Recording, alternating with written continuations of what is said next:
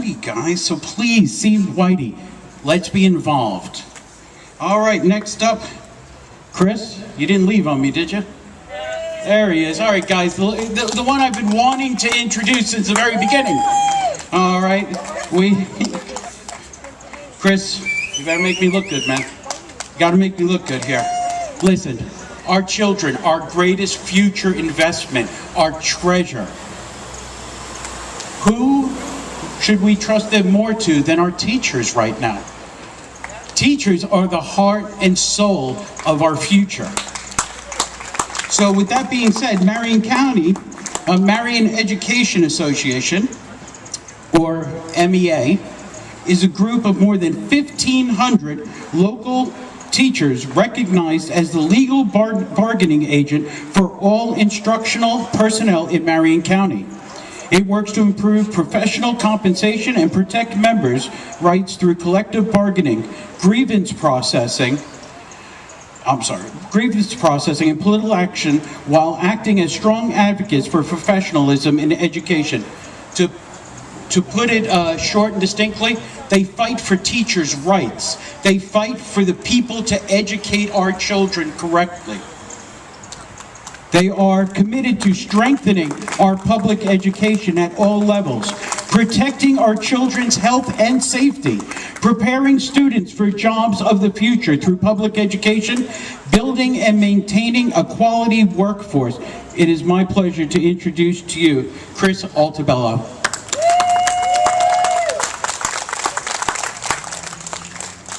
All right, thank you, Dave. I don't know where you got that introduction, but Mark, we got to put him on the payroll because that was wonderful.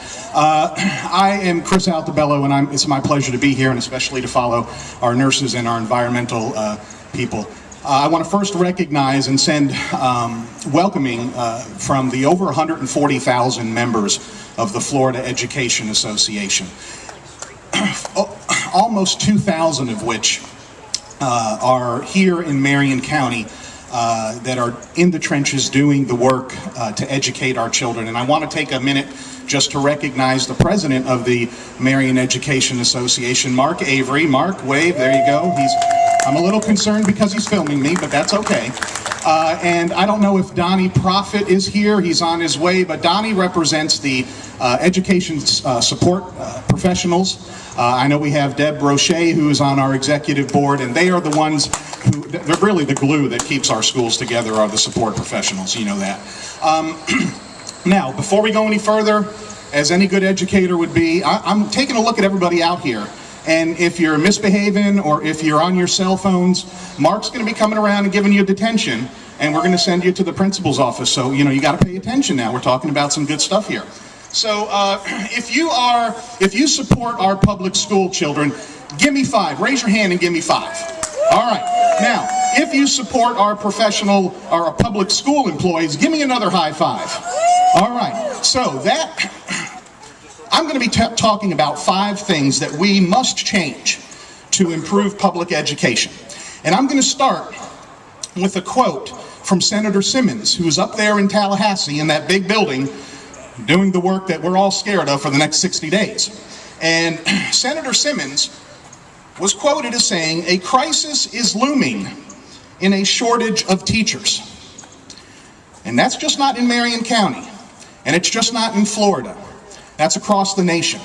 What we're seeing is that this profession is not where it used to be in terms of prestige, in terms of respect, and I hope with your help we can kind of change that, because you have to have a good educator in front of our children to make that difference and to foster that education creativity.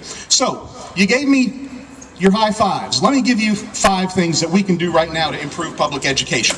The first one is to ensure adequate funding. Okay? Florida continues to rank near the bottom in terms of funding in our nation for our public schools. Currently, we rank 41st. Okay? That's simply not where we need to be. Our politicians have champagne wishes, but they're only giving us a root beer budget. So we need to put pressure on our senators and legislators up there, because if we're serious about every child's future, let's get serious about ensuring every child has a well-prepared teacher. And it begins with adequate funding. So school employees, just not teachers, but support professionals, are fairly compensated. That also means, now funding also means, and if you've been to our public schools, you know what I'm talking about here, it means that we have to have support for our youngest or earliest learners, and that means our pre-K program. So they're starting at 4 and they're getting ready for the kindergarten. So we need to expand and begin our services at age 4. We need to have safe schools that are welcoming to our children. We need to have smaller class sizes. And we need to have the modern tools that our children deserve to compete in this century here. So we must invest in well-maintained public schools. So funding, that's the first one of your 5. The second thing we must change to improve public education, this is a no-brainer, or it should be. Let teachers teach. Huh? How about that? Now, when given the resources and opportunities, educators can help every child unlock their full potential. Now, as public school employees, we are committed to the success of every student, and students are at the center of everything that a teacher and a support professional does every single day. Our elected leaders need to recognize and, more importantly, trust that the professionals who work with our students every day knows what works best when it comes to classrooms, student learning, and assessment. No-brainer, guys. Okay, the third thing on my high 5 list that we must change to improve public education is to reduce time spent on testing. Huh? Now, I want you to give yourselves a round of applause for this because of your work out there and the work that Mark, Donnie, Deb, everybody else is doing on behalf of our kids. We are seeing movement in this. Good education inspires students' natural curiosity, which builds their desire to learn, which is what every parent wants for their child. Certainly, myself included. I have twin 3rd graders, and I want them focused on not testing, but learning. Unfortunately, you know as well as I do that our Florida accountability system has gone terribly wrong, and the burdensome testing regime is hurting our students. Teachers know that fostering creativity and teaching critical thinking skills are far more important than test prep or practice testing. That's my 3rd one. My 4th one, restore class size limits. The legislature continues to skirt the will of the Florida voters who have said they want smaller class size. Our students deserve class sizes that are small enough to allow one-on-one attention. We need to get back to the true intent of the class size amendment. Research shows that smaller classes improve learning, strengthens discipline, reduces dropout rates, and raises students' grade point averages. Implementation of class size reduction has been the surest way to target needed dollars directly into the classroom level. These dollars go directly to funding students, classroom space, teachers, and salaries. Implementing class size reduction is an affordable and effective use of our school tax dollars. And the 5th one is to assure a living wage for our education staff professionals. Education staff professionals make the difference in our schools. They deserve to be paid a living wage. No school can function without the dedicated ESPs, as we like to call them. Our students depend on these ESPs to get them to and from school, to provide them with healthy meals, to keep the school clean and safe, mend hurt knees, and perform numerous other vital jobs throughout our public schools. So Deb, thank you for what your people do, and we must pay our hardworking employees a living wage. So guys, you just gave me a top 5. You gave me high 5s for supporting our teachers and support personnel. You gave me a high 5 for supporting our school children. Give me a high 5 that'll tell me that you're going to contact our legislators and tell them to make our schools a priority. Now, I want to leave you with one bill.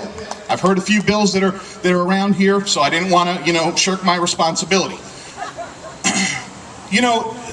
Marion Education Association and the MESP, Marion Essential Support Professionals, we bargain a contract, and we've heard about collective bargaining here. Well, knowing that we have a teacher shortage, and knowing that we now, by law, must have performance pay for our teachers, and knowing that we are competing with a very small pool of educators that are wanting to go into this profession, much less come to Marion County, we were able to negotiate with the Marion County Public Schools a few years ago some job security for our annual contract teachers. When a teacher is hired now, they are no longer eligible for what many of us used to have called a professional service contract. And many people thought that a professional service contract was tenure. Tenure does not exist in the public schools. What a professional service contract did was it allowed due process before you could be terminated. Well, our fine people up in Tallahassee decided that's not what they wanted a few years ago, an offshoot of Senate Bill 736. So they took away that right that teachers had. So now every year, when somebody is hired to teach in Marion or anybody else, anywhere else, they are on a year-to-year contract. Now what we were able to do, and kudos to the district for doing this, was we were able to bargain in our contract that if our teachers who are on annual contract get either an effective or highly effective rating, their performance based on their observations in the classroom, they are guaranteed an expectation of reappointment for the following year. Now I ask you people here, what new teacher coming to Marion County is going to want to invest in our county, buy a home, take out a loan, move a family, if there are not some job protections for them, especially if they are demonstrating outstanding performance in the classroom?